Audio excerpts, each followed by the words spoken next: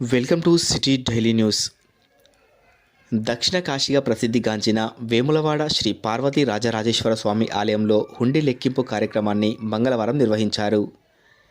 రాజన్న ఆలయ 7 రోజుల హుండీ ఆదాయం 1,46,79,830 రూపాయలు రాగా, ఇందులో 54 గ్రాముల బంగారం, ఇతర వెండి వచ్చినట్లు ఆలయ కార్యనిర్వహణాధికారి కృష్ణప్రసాద్ తెలిపారు. ఈ కార్యక్రమంలో రాజన్న ఆలయ ఉద్యోగులతో పాటు భ్రమరాంబిక సేవా సమితి అధ్యక్షులు కృష్ణారావు, వారి బృందం తదితరులు పాల్గొన్నారు.